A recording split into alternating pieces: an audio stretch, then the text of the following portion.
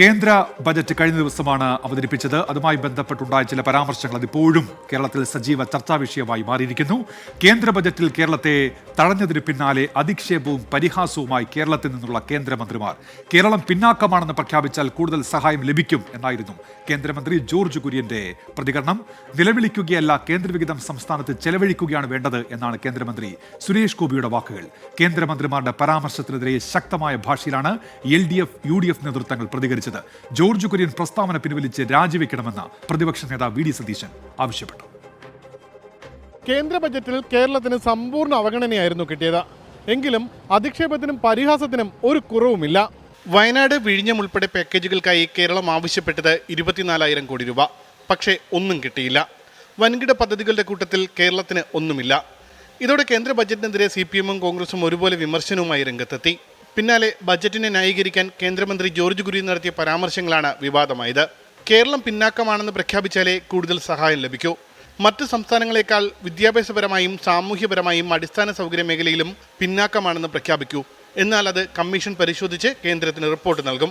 കേരളം പിന്നോക്കമാണെന്ന് പ്രഖ്യാപിക്കൂ, അപ്പോൾ കിട്ടും. ഞങ്ങൾക്ക് റോഡില്ല, ഞങ്ങൾക്ക് വിദ്യാഭ്യാസം ഇല്ല, ഞങ്ങൾക്ക് അങ്ങനെയുള്ള കാര്യമില്ല എന്ന് കേരളം പ്രഖ്യാപിച്ചാൽ കേരളം മറ്റ് സംസ്ഥാനങ്ങളെക്കാൾ വിദ്യാഭ്യാസപരമായിട്ട് പിന്നോക്കമാണ്, സാമൂഹ്യപരമായിട്ട് പിന്നോക്കമാണ്, ഇൻഫ്രാസ്ട്രക്ചർ രീതിയിൽ ഞങ്ങൾ പിന്നോക്കമാണ് എന്ന് പറഞ്ഞു കഴിഞ്ഞാൽ അത് കമ്മീഷൻ പരിശോധിക്കും. കമ്മീഷൻ പരിശോധിച്ചിട്ട് ഗവൺമെന്റ് റിപ്പോർട്ട് കൊടുക്കും. ബജറ്റിനെ പിന്തുണച്ചും സർക്കാരിനെ പരിഹസിച്ചും സുരേഷ് ഗോപിയും രംഗത്തെത്തി. കേന്ദ്രവിഹിതം കേരളം കൃത്യമായി ചെലവഴിക്കണം, അല്ലാതെ നിലവിളിക്കുകയല്ല വേണ്ടത്. വിലയിരുത്തലിലൂടെ വകയിരുത്തലും നൽകലും ഓരോ പ്രധാനപ്പെട്ട മേഖലയിലേക്കാണ്. ടൂറിസത്തിനും പറഞ്ഞു, ഇതൊരു സ്റ്റേറ്റ് സബ്ജക്റ്റ് ആയതുകൊണ്ട് തീർച്ചയായിട്ടും ആ ടൂറിസത്തിനൊരു കോർപ്പസ് ബഡ്ജറ്റിൽ പറഞ്ഞിട്ടുണ്ടെങ്കിൽ കേരളം നിലവിളിക്കുകയല്ല വേണ്ടത്. ആത്മാർത്ഥമായി കിട്ടുന്ന ഫണ്ട് വകമാറ്റി ചെലവാക്കി. ട്രൈബലിന്റെ കാര്യം ഇവിടെ ശ്രീ ടോം വടക്കൻ പറഞ്ഞു. പരാമർശങ്ങൾക്കെതിരെ ശക്തമായ വിമർശനമാണ് ഉയരുന്നത്. കേരളത്തിലെ BJP നേതാക്കൾ കേരള വിരുദ്ധ നിലപാടാണ് സ്വീകരിക്കുന്നതെന്ന് MV ഗോവിന്ദൻ. കേരളത്തിനെതിരായിട്ടുള്ള ബഡ്ജറ്റ് അവതരിപ്പിക്കുക, എന്നിട്ട് കേരളം എന്തെങ്കിലും ആനുകൂല്യം കിട്ടണമെങ്കിൽ കേരളം ദരിദ്രമാവണം, അങ്ങനെ ദരിദ്രമാവട്ടെ എന്ന കേരള വിരുദ്ധ സമീപനം സ്വീകരിക്കുക.